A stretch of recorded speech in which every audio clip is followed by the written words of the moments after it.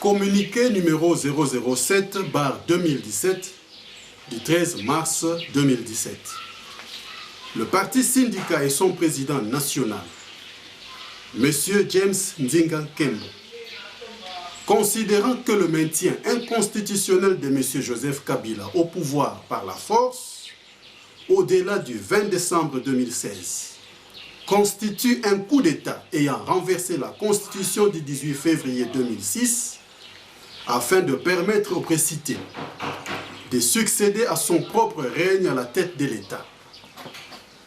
Considérant l'accord de la CENCO comme un égarement du défunt leader de l'opposition, M. Etienne Tshisekedi, qui, ayant perdu toute sa lucidité au poids de son âge avancé, avait cédé à la pression de ses familles biologiques et politiques qui ont voulu faire de son aura incontestable leur fonds de commerce.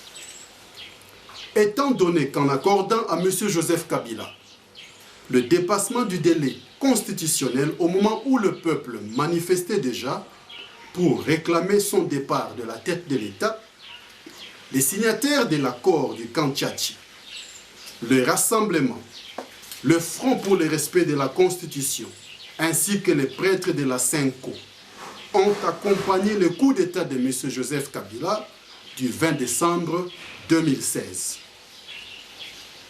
Tenant compte du fait que, conformément à la Constitution en vigueur, aucune institution de la République n'a actuellement la légalité du pouvoir. Vu le fait que ce fameux coup d'État de M. Joseph Kabila plonge le pays ipso facto dans une période transitoire non prévue par la Constitution en vigueur, laquelle s'intercale déjà entre deux législatures constitutionnelles. 1. S'incline devant le coup d'État de M. Joseph Kabila du 20 décembre 2016 et accepte sportivement le principe de son maintien à la tête de l'État pendant la période de transition en guise de symbole de l'unité nationale. 2. Déclare cependant que la Constitution en vigueur en RDC est obsolète en attirant l'attention de l'opinion tant nationale qu'internationale sur l'absence de dispositions relatives au contexte transitoire actuel dans la dite Constitution, qui contient sarcastiquement des dispositions caduques se référant à la transition de 2003-2006. 3. Constate avec regret ce vide juridique qui place la RDC dans une situation de non-État et qui la rend comparable à une véritable jungle où seule la loi du plus fort règne. 4. Soutient qu'il faut régler d'urgence la crise actuelle de légitimité du pouvoir de toutes les institutions de la République pendant la transition, pour prévenir l'éventualité d'un autre blocage du processus électoral et les conséquences qui pourront en découler à la fin de cette année 2017. Réaffirmant leur attachement aux valeurs démocratiques et au principe d'alternance à la fin de la transition. 5. Demande au président Joseph Kabila de démocratiser l'espace politique après son coup d'État du 20 décembre 2016, en créant un espace dans les institutions pour les opposants qui n'ont pas accompagné son coup d'État. 6.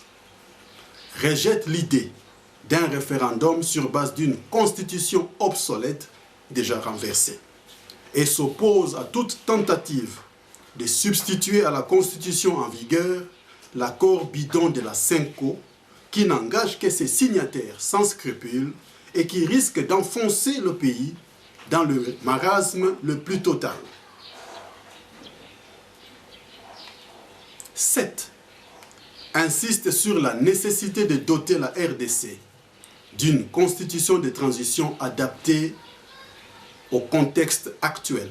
Et à cette fin, petit a, le président Joseph Kabila doit convoquer un forum national véritablement inclusif qui doit se tenir sous les auspices de l'ONU, au cours duquel sera élaboré l'acte constitutionnel transitoire. Petit b. Toutes les institutions de la République, à tous les niveaux, doivent être renouvelées au cours de ce forum national par un consensus politique entre toutes les forces vives de la nation, afin de permettre l'émergence d'une nouvelle classe politique congolaise. Petit c. L'acte constitutionnel transitoire qui sera élaboré devra limiter la durée de la transition à 3 ans et préciser qu'à la fin de cette période de transition, le président Joseph Kabila ne sera pas candidat à sa propre succession.